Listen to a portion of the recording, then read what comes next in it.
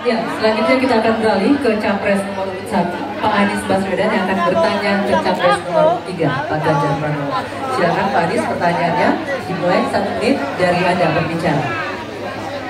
Tawain Pak Amin, tawain. Pak Ganjar, ini pertanyaan saya terkait UKT yang mahal itu. Kampus memang seharusnya merdeka dan memerdekakan. Dan kampus merdeka itu baik, tapi bukan berarti merdeka untuk menaikkan ongkos. Bukan berarti menggunakan segala cara untuk bisa mendapatkan dana dari mahasiswanya. Nah, belakangan kita mendengar fenomena ini. Bahkan ada yang kesulitan membayar UKT sampai harus malah dianjurkan untuk menyelesaikan lewat pinjol. Nah, bagaimana pendapat dan pandangan Pak Ganjar melihat problem pendidikan tinggi di Indonesia ini? Silakan Pak Ganjar. Silakan, waktunya 2 menit Pak Ganjar jawab. Terima kasih Pak Anies. Yang pertama, hentikan liberalisasi pendidikan.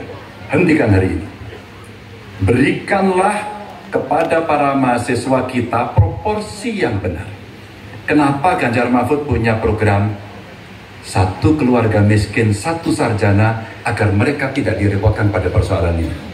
Dan Pak Anies tadi betul, ikhtiar para mahasiswa hari ini agar dia tetap bisa sekolah adalah ngutang. Dan pinjol ternyata menjadi problem, dan saya sepakat, kami diskusi beberapa waktu lalu dengan para mahasiswa di Jogja, ini menjadi cerita utama. Pak Ganjar, apa kemudian yang bisa kita dapatkan ketika kemudian kita harus memacu diri agar nasib kami jauh lebih baik? Karena kami tidak bisa mendapatkan akses yang mudah di situ. Saya ingin mengangkat kembali sebenarnya.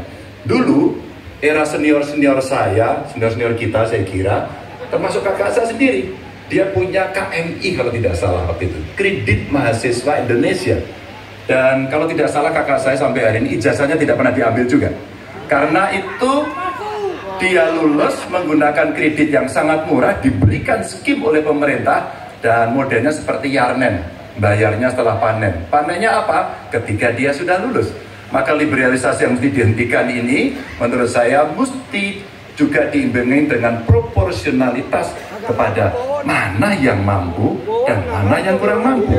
Yang kurang mampu mesti mendapatkan intervensi dari pemerintah, dan tentu saja apa yang mesti dikerjakan oleh perguruan tinggi pun dia harus bisa menunjukkan bahwa UKT ini dengan klaster-klaster pembiayaan seperti ini diperuntukkan untuk kalangan yang memang sesuai dengan strata mereka.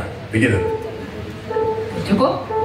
Baik, saya berikan kesempatan berikutnya untuk Pak Anies menanggapi jawaban dari Capres nomor 3, 1 menit, silakan dimulai dari Anda bicara. Ya, terima kasih, bagus Pak Ganjar. Kami teruskan. Dari kami melihat pendidikan tinggi sebagai supplier pembentukan kelas menengah Indonesia. Negara harus menempatkan pendidikan tinggi itu sebagai eskalator sosial ekonomi. Jadi kalau cara pandangnya begitu, maka biaya pendidikan tinggi ada 2 penyedianya. 1 orang tua, 1 negara. Nah, unsur negara harus lebih besar.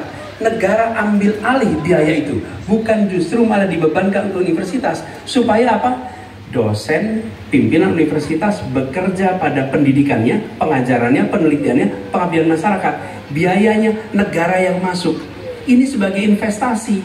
Nanti negara itu dapatnya pendapatan dari mana? Ketika mereka menjadi kelas menengah, mereka bekerja, mereka memberikan pajak bagi negara, tapi bukan pendapatan ketika mereka sedang sekolah.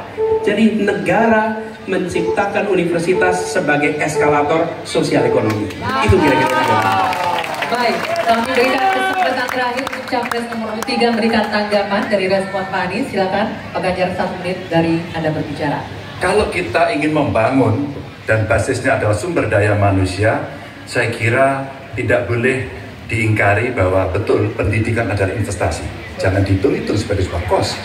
Maka kalau kemudian saya mau berbagi pengalaman di Jawa Tengah, kenapa saya cari keluarga miskin agar anaknya bisa sekolah langsung kerja. Kami mulai dari SMK karena alhamdulillah kami mampu untuk mengcover itu. Ada SMK Jateng, mereka sekolah 3 tahun dan lulus. Kami ingin tingkatkan ini. Kemana? Ke perguruan tinggi. Agar mereka kemudian bisa jauh lebih baik lagi. Dengan cara itu, ruang-ruang publik kehadiran negara, khususnya dalam bidang pendidikan inilah yang bisa kita berikan kepada mereka. Hari ini yang kita tuju adalah bagaimana kebijakan ini berpihak kepada yang lemah. Apakah itu si miskin, apakah itu kelompok perempuan, apakah itu penyandang disabilitas, sehingga mereka bisa mendapatkan akses pendidikan tinggi dengan murah. Baik, silakan selanjutnya.